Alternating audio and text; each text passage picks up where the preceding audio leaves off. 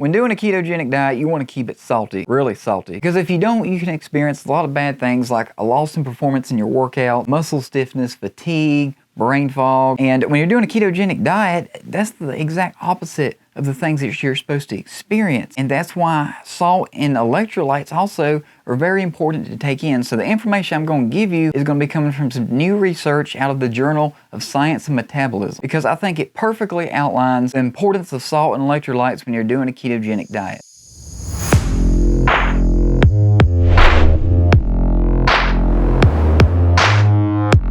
When you're doing keto correctly, you're going to have a lot lower insulin levels, and that's going to lead to your kidneys excreting more water, and with that excretement of more water goes your sodium, your potassium, and other electrolytes. Now without those, you lose the ability to have that good electrical signal, that good charge that goes from your brain to other parts of your body, like your muscles. The thing is, you have to have sodium and potassium in a good balance with each other because they work together. What happens is the potassium is what essentially takes sodium and launches it into your cells, then back out, and then again. So without enough sodium, you're going to lose that good electrical charge, and you're going to end up having things like muscle cramps and improper muscle contraction, because the little amount of sodium that you are retaining is going to be used for more important things in the body, like keeping your brain running right and your other vital organs. For those of you that work out, you're going to probably find this next part very interesting, and this is also going to go in depth and a little more on the nerdy level. But when your brain fires that signal and the sodium and potassium are carrying that signal, when it hits your muscle fibers, it's hitting the synapses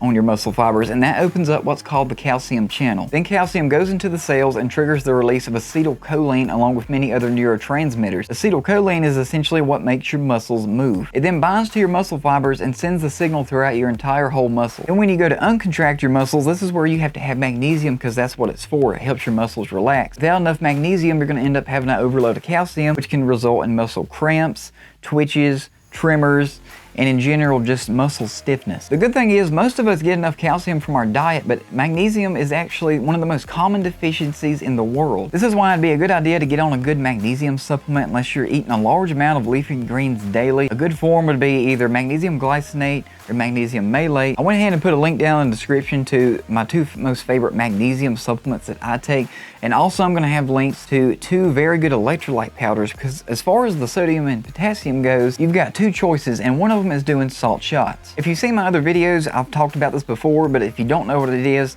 all you need to do is take a bathroom cup, which would be 3 ounces of water, take half a teaspoon of some good quality mineral salt, and then 1/4 teaspoon of potassium. Mix that in the cup, knock it back, and you're going to get a good amount of sodium and potassium. I'd recommend doing that 2 to 3 times a day. But as I said, that's not the most tasty option, and not everybody is going to be able to do that. So that's why I've linked 2 electrolyte powders that have very good amounts of sodium and potassium in them down below, and you can check them out and see if they're right for you. But another reason that people think that you lose your energy and performance and you end up being sluggish on keto is the lack of carbohydrates. And that is absolutely not true, because when you're doing a ketogenic diet, your body actually becomes very efficient at storing muscle glycogen through a process that takes place in our liver called gluconeogenesis, where it can take proteins and fats and turn them into glucose. Through this process, it helps other parts of the body that do require glucose, like about 20 to 25% of the brain, and some glucose to help fill up your muscle glycogen stores. So as long as you just keep your minerals in check, you'll be perfectly fine. Just make sure you're getting enough sodium, potassium,